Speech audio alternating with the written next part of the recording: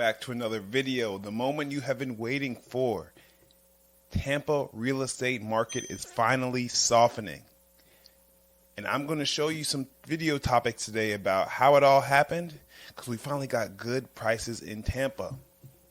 Now, we all know that Tampa wasn't the top destination to go to in 2020 after the pandemic.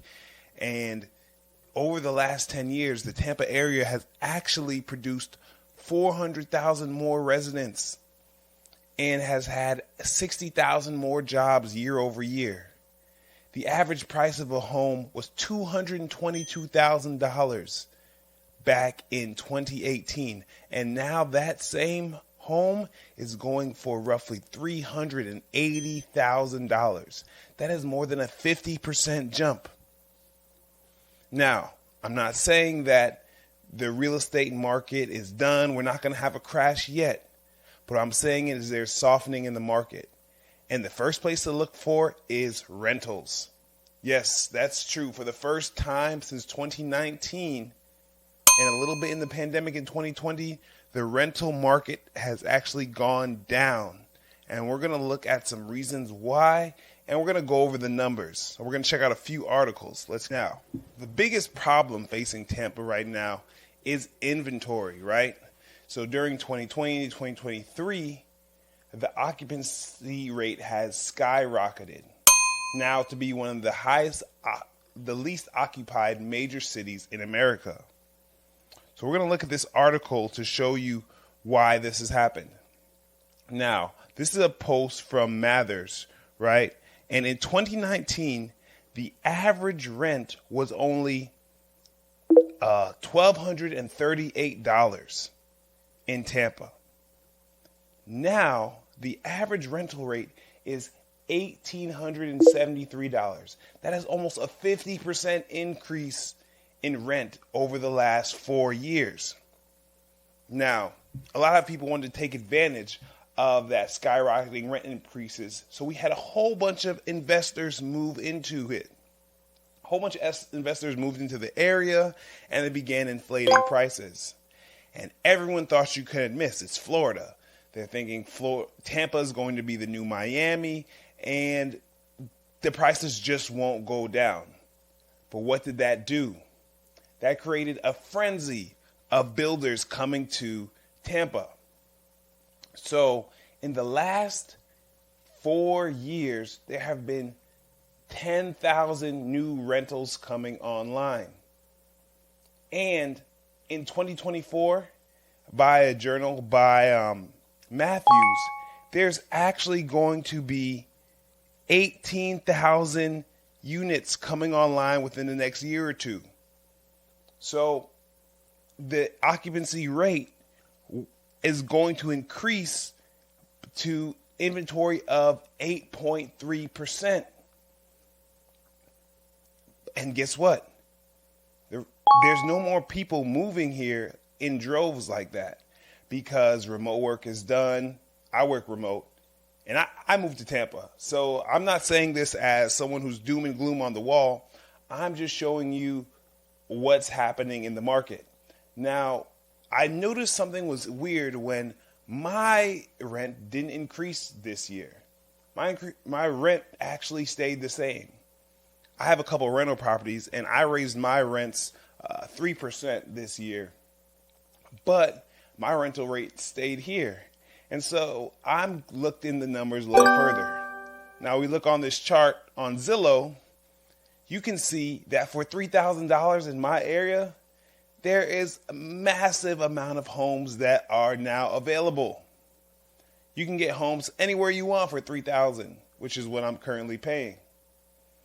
Now, with this additional inventory coming online and not as many people as there was coming in 2019, 2020, 2021, 2022, it is putting pressure on the market.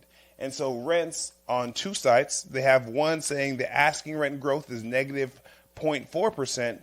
And then we look at another chart and that's saying that sales are going down by 3% as much as in some areas months. And with 18,000 more units coming online and not as many people moving, is putting significant pressure on the market.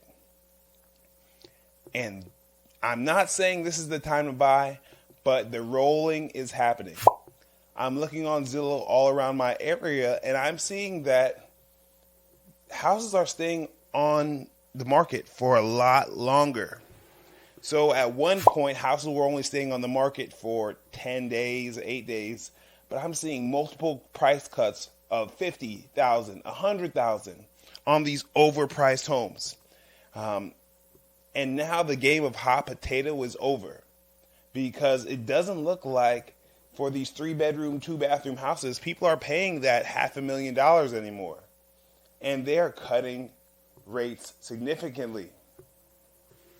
So stay tuned, because this is a great time to see and to really negotiate for better pricing in the area. I'm not saying it's a crash, because the inventory is so low as far as homes for sale, but these people who have taken advantage of the everyday homeowner are not going to be able to continue to command these higher rates. And this has all happened before, because this happened in 2008 when the Tampa market was so hot and homes were selling for 100% more than they were purchased just a few years earlier. We're going to look at an article by aabree.com, and it's really charting what happened during the last Great Recession. The effects of housing take a long time. If we go back to this chart, in 2005, the average unemployment rate in the Tampa Bay area was under 4%, right? That was in May of 2005. It was under 4%. And by March of 2011, the unemployment rate in the Tampa area was about 12 to 14%, right? So that took 6 years for the full effects of this market crash to happen. You've seen videos since 2020 talking about, the housing market is way too overpriced. And we've had relatively low unemployment even throughout 2023. So if we're using the early 2000s as a proxy, and we're saying that we're seeing softening in 2023, the effects might take 4 to 5 years to come to fruition. So, we're talking about seeing massive discounts happening, maybe starting to hit the bottom around 2027, 2028. So stay tuned. Don't lose hope yet. What I'm saying is Tampa will become affordable again. The Florida market will settle down. It's not that safe haven of protection. I moved here from Houston, Texas. And what I found out when I moved here is Texas is way more affordable than Tampa. But the income in Texas is a lot higher. The average income in Tampa is only about 50 to 60,000, where the average income in Texas is about 80,000 in the Houston area specifically. So we have to wait for these things in the market to settle down and really take their toll on these beautiful locations to really get a fair price for these homes that we want. Now, looking at this other chart, we really have to see why we have to be patient with this market.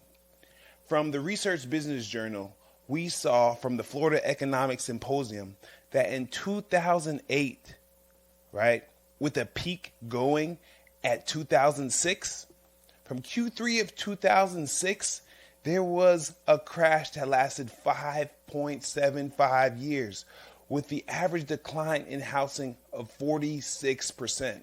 And what I'm telling you now from living here is that we are on the precipice of that rollover. So over the next 6 years, over through 2029, we can see that rollover taking into effect, and we can start to get some good prices. Now, because a lot of people got really good rates in 2021, 2022 of less than 3%, I don't foresee a crash as long or to be as impactful as it was, because a lot of people are just going to stay in their homes at their low rates. But what I do see is that people are not willing to pay these prices, especially when the job growth and job creation and the amount of money that they're making does not match what a house costs. And so while the Florida area, Tampa in general, is such a desirable place to live, we have to be honest here. People aren't making as much money as they are on the West Coast or in the Northeast. Looking at this graph here, we see that the GDP, the amount that people are making, the GDP of that area of Tampa is only $45,222, when relative to the United States, it is $52,000.